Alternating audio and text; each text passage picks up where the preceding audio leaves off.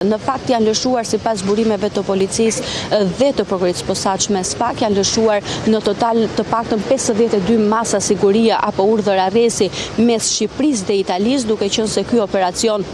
është duke u vijuar në bashkëpunim me autoritetet italiane dhe ka të bëjë me akuzën e krimit organizuar apo dhe për trafik të lëndëve narkotike edhe të kokainës. Duke u referuar të dhënave që kemi mundur të marrim në mënyrë jo zyrtare, në fakt duke qenë se nuk ka një reagim zyrtar as nga Policia e Shtetit dhe as nga Prokuria posaçme SPAK, por burimet të besuara bëjnë me dije se vetëm në vendin ton janë të paktën 20 urdhër arreste dhe urdhër kontrolle që janë lëshuar në të paktën 4 qytete, mes Tiranës, Durrësit, Fierit dhe Vlorës. Mes këtyre personave që është kërkuar edhe mas siguria ajo e arrestin në burg dhe i është kontrolluar banesa, por që në fakt nuk është gjetur në banesë dhe tashmë është shpallur në kërkim ndërkombëtar, është edhe biznesmeni Erviz Doçi në Durrës. Po në Durrës është lëshuar një mas tjetër sigurie edhe për një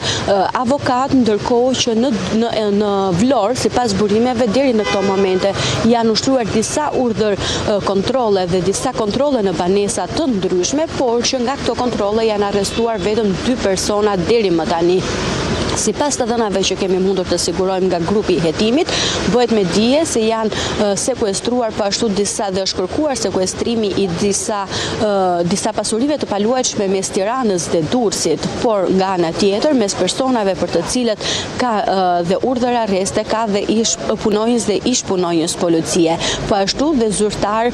të tjerë në institucione të ndryshme. Ndërkohë, sipas të dhënave që kemi mundur të sigurojmë dhe sipas burimeve të grupit hetimor, një nga personat e tjerë që është ndaluar në fakt sipas burimeve të policisë, bëhet me dije se në Fier është ndaluar edhe administratori një shoqërie transporti udhëtarësh dhe kërkesa në fakt të cilat janë bërë edhe me urdhër të SPAK, ndërkohë që kontrollet dhe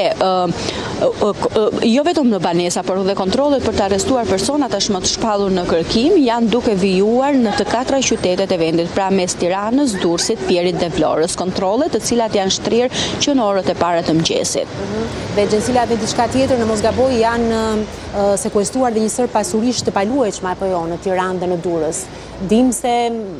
drejt cilëve persona është marrë kjo mas?